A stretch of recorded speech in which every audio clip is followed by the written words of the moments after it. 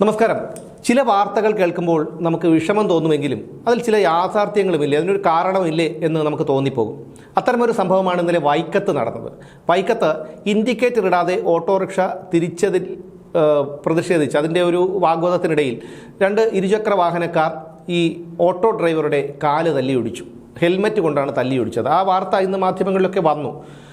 പക്ഷേ ഇത് നമുക്ക് വളരെ വിഷമം ഉണ്ടാക്കുന്ന ഒരു കാര്യമാണെങ്കിലും മനുഷ്യനാണ് ചില ഘട്ടങ്ങളിൽ പ്രതികരിച്ചു പോകും.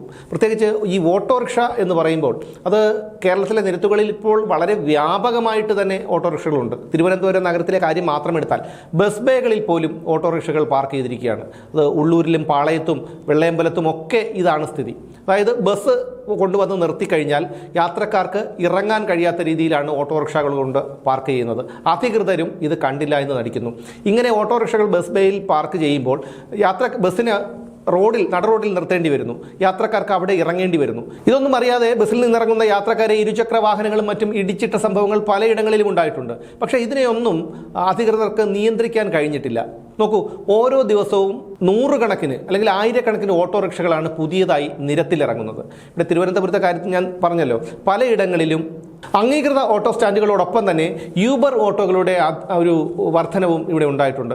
അപ്പോൾ അതുകൊണ്ട് സംഭവിക്കുന്നത് ഈ റോഡിൻ്റെ ഇരുവശങ്ങളിലും എന്ന് മാത്രമല്ല പല പാർക്കിംഗ് ഏരിയകളിലും, പൊതു പാർക്കിംഗ് ഏരിയകളിലൊക്കെ ഈ ഓട്ടോറിക്ഷകൾ സ്ഥാനം പിടിച്ചിരിക്കുകയാണ്. ദൂര സ്ഥലങ്ങളിൽ നിന്നൊക്കെ വരുന്ന, അതായത് തിരുവനന്തപുരം നഗരത്തിൻ്റെ പുറത്തുള്ള സ്ഥലങ്ങളിൽ നിന്നും പലരും ഓട്ടോറിക്ഷകൾ ഓടാനായി ഓട്ടോയും കൊണ്ട് ട്രിവാൻഡ്രത്ത് വരുന്നുണ്ട്. നഗരത്തിൽ വന്നതിനു ശേഷം ഓട്ടോറിക്ഷ ഓടിക്കഴിഞ്ഞ് ഇവർ ഗാന്ധി പാർക്കിലും അതുപോലെയുള്ള പബ്ലിക് പാർക്കിംഗ് ഏരിയകളിലൊക്കെ ഈ വാഹനങ്ങൾ പാർക്ക് ചെയ്തിട്ട് പോകും. പക്ഷെ അങ്ങനെ വരുമ്പോൾ ഈ സാധാരണക്കാരായ ആൾക്കാർക്ക് ഇത്തരത്തിൽ വാഹനങ്ങൾ പാർക്ക് ചെയ്യാനുള്ള ഇടം കിട്ടില്ല. ഇതൊന്ന്. രണ്ടാമത്, ഈ ഓട്ടോറിക്ഷക്കാർ പാലിക്കാത്ത നിയമങ്ങളാണ്. നിയമങ്ങൾ പാലിക്കാൻ ഒരിക്കലും അവർ തയ്യാറല്ല. ഒന്നുകിൽ വലത്തേക്ക് ഇൻഡിക്കേറ്റർ ഇട്ട് കഴിഞ്ഞാൽ ഇടത്തേക്ക് പോകും, ഇടത്തേക്ക് ഇൻഡിക്കേറ്റർ ഇട്ടാൽ വലത്തേക്ക് പോകും. ആ ഒരു അവസ്ഥയിലാണ്. ഇനി ഇൻഡിക്കേറ്റർ ഇട്ടാൽ തന്നെ അത് ഓഫ് ചെയ്യുന്ന ഒരു പ്രവണതയൊന്നും അവർക്കില്ല. ഇനി ഏറ്റവും നമുക്ക് അപകടകരമായിട്ടുള്ള മറ്റൊരു കാര്യം നിങ്ങൾ ശ്രദ്ധിച്ചാൽ അറിയാം. ഞാൻ പറയുന്നത് നിങ്ങൾക്ക് ഒരുപക്ഷെ ഇഷ്ടപ്പെട്ടില്ലെന്ന് വരാം, നിങ്ങൾക്ക് എന്നെ കുറ്റപ്പെടുത്താം. പക്ഷേ ഞാൻ പറയുന്നത് ശരിയാണോ എന്ന് നിങ്ങൾ ചിന്തിക്കണം. മിക്ക ഓട്ടോറിക്ഷ ഡ്രൈവർമാരും ചെവിയിൽ ഹെഡ്ഫോൺ വെച്ചുകൊണ്ടാണ് ഇപ്പോൾ വാഹനം ഓടിക്കുന്നത്. ഈ വാഹനം ഓടിക്കുമ്പോൾ അവർക്ക് ഒരുപക്ഷെ ആ സമയത്ത് ഫോൺ വന്നേക്കാം. ആ ഫോൺ വരുന്ന സമയത്ത് മാത്രം ഒരുപക്ഷെ അവരെടുത്ത് സംസാരിച്ച് ഇയർഫോൺ കാതിൽ വെച്ച് സംസാരിച്ചാൽ പോലും വിഷയമില്ല. പക്ഷേ ഇത് പാട്ട് കേട്ടുകൊണ്ടും റേഡിയോ കേട്ടുകൊണ്ടുമൊക്കെയാണ് അവർ വാഹനം ഓടിക്കുന്നത്. ഇത് പറയാൻ കാരണം പലപ്പോഴും ഇവരുടെ പിന്നിൽ, ഈ വാഹനങ്ങളുടെ, ഈ ഓട്ടോറിക്ഷകളുടെ പിന്നിൽ വന്ന് ഹോൺ അടിച്ചാൽ പോലും, വളരെ ശക്തമായിട്ടുള്ള രീതിയിൽ നീട്ടി ഹോൺ അടിച്ചാൽ പോലും ഇവരൊന്നും അറിയാറില്ല. കാരണം അവർ ആ ലോകത്തല്ല.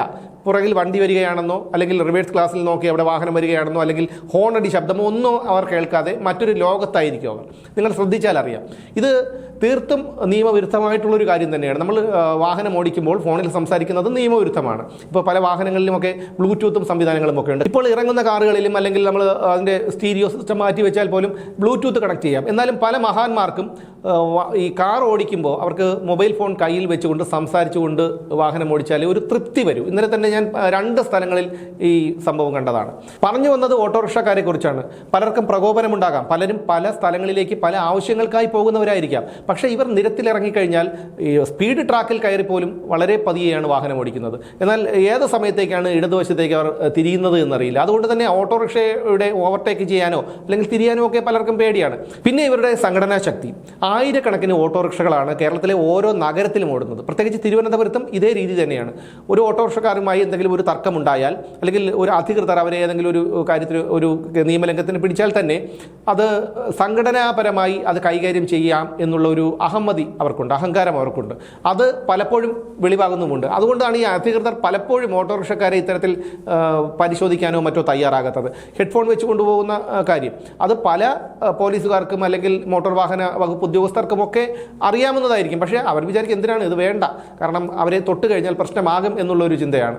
അതുകൊണ്ട് തന്നെയാണ് അവർ ഇത്തരം കാര്യങ്ങളൊക്കെ വേണ്ട ഒരു വിധത്തിൽ കണ്ണടച്ച് പോകുന്നത്. ഇത് ഞാൻ മുമ്പ് പറഞ്ഞ കാര്യമാണ് ഈ ബസ് പേയിലെ കാര്യം. അത് വളരെ അപകടം പിടിച്ചൊരു കാര്യമാണ്. ഇനി ഓട്ടോറിക്ഷ ആവശ്യമുണ്ടെങ്കിൽ തന്നെ ആൾക്കാർ പോയി അങ്ങോട്ട് ചെന്നിട്ട് ഓട്ടോറിക്ഷ വിളിക്കും, അല്ലെങ്കിൽ അവരെ യൂബർ വഴി ബുക്ക് ചെയ്യും. ഇതൊന്നുമല്ലാതെ ഈ ദീർഘദൂര സർവീസുകൾ നടത്തി വരുന്ന ഈ വാഹനങ്ങൾ പോലും, ഈ ബസ്സുകൾ പോലും നിർത്താൻ സമ്മതിക്കാതെ പല ബസ് പേകളിലും ഇത്തരത്തിൽ വാഹനങ്ങൾ കൊണ്ടിടുന്നതൊക്കെ ഒരിക്കലും അംഗീകരിക്കാൻ കഴിയില്ല. അവരോട് എന്തെങ്കിലും നമ്മൾ ചോദ്യം ചെയ്താൽ പോലും തട്ടിക്കയറുന്ന ഒരു രീതിയാണ്. അതുകൊണ്ട് പലരും കണ്ടില്ല കേട്ടില്ല എന്ന് നടിച്ച് നയിച്ച് മുന്നോട്ട് പോകും. ഈ വൈക്കത്തുണ്ടായ സംഭവം തീർത്തും നിർഭാഗ്യകരം തന്നെയാണ്. പക്ഷേ ആ കുറ്റക്കാരെന്ന് കണ്ട ചെറുപ്പക്കാരെ നമുക്കൊരു പരിധിവരെ കുറ്റപ്പെടുത്താൻ കഴിയില്ല. കാരണം ഈ ഇൻഡിക്കേറ്റർ ഇടാതെ പെട്ടെന്ന് വെട്ടിത്തിരിക്കുമ്പോൾ ഈ ടൂ വീലർ വന്നിട്ട് ഈ ഇരുചക്ര വാഹനം വന്ന് ഓട്ടോറിക്ഷയിൽ ഇടിക്കാനും അപകടമുണ്ടാകാനുമുള്ള സാധ്യതയുണ്ട്. പക്ഷേ ഈ ഡ്രൈവർക്ക് അതൊന്നും അറിയേണ്ട കാര്യമില്ല. അയാൾ റിവേഴ്സ് ക്ലാസ്സിൽ പോലും നോക്കാതെ ആയിരിക്കാം വണ്ടി ഓടിച്ചത്. അതുകൊണ്ടായിരിക്കാം ഈ പറയുന്ന രണ്ട് ചെറുപ്പക്കാരായ 21, 22 വയസ്സായ കുട്ടികളാണ്, ചെറുപ്പക്കാരാണ്, അവരാണ് ഹെൽമറ്റ് കൊണ്ട് കാല് തല്ലി ഓടിച്ചത്.